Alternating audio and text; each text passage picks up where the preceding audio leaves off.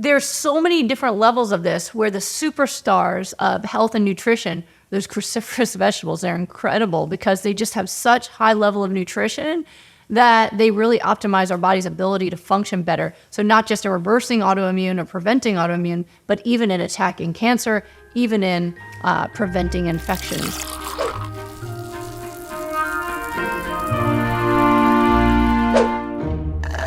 Now, when someone has an autoimmune disease, does it mean that their autoimmune system is not functioning properly due to a lack of healing foods such as omega-3s, water, leafy greens, cruciferous vegetables? Not exactly. So autoimmune disease is a disruption in immune function. So there is no autoimmune system. We're not supposed to have an autoimmune system, right? Our immune system is supposed to do multiple functions. And one of those functions that is involved in autoimmune disease is the function of seeking out and destroying any kind of invading material like bacteria, viruses, or abnormally functioning material like cancer cells, right? That the immune system is supposed to find out these abnormal cells or invaders and destroy them. And our immune systems are fabulous at doing their job.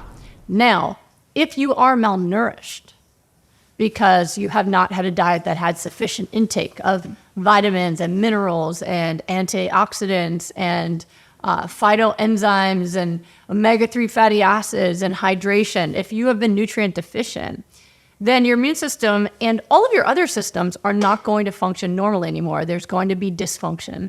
And that dysfunction can show up in many different ways. It can turn up as problems with your arteries where they start to harden and dysfunction and now your blood pressure is going up, right? It can turn out as brain fog and poor memory.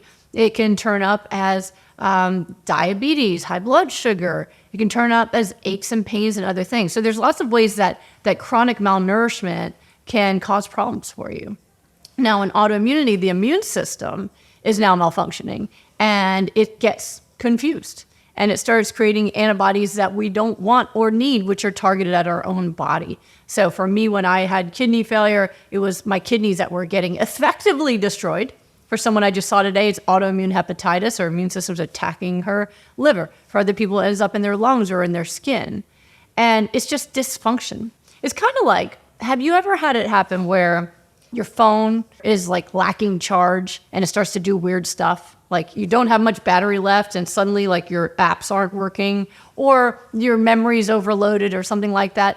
That it's not that it can't work. It's just that we have to kind of fix it. We have to recharge it. We have to clear the hard drive or get rid of deleted files, something to fix the corruption to get it to go back to functioning again. So when you talk about the healing foods, the Hyper-Nourishment Protocol, right? That is the main basis of the Goodbye Lupus or Goodbye Autoimmune Disease protocol.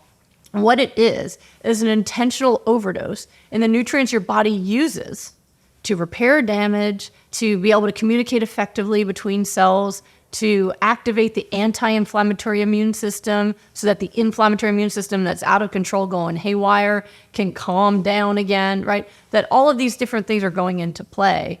And it so happens that the foods that have the highest level of what we need, vitamins, minerals, antioxidants, all the other phytonutrients, omega-3 fatty acids, that comes from cruciferous vegetables at the highest dose. Right? We're looking for the highest dose because if you're sick, we don't want low dose, we want high dose. So cruciferous vegetables, flax, chia seeds, those are the sources of the components your body uses to repair itself. So yes, on a basic level, that not getting enough of those foods creates the problem, but really this is just kind of trying to give yourself the antidote to get yourself healthy as quickly as possible. Now, if you keep it going after you're healthy and the antidote's always on board, you're going to do a lot better. And there's so much more to it. I mean, I'm trying to teach it in a very broad way that's kind of easy to digest, right?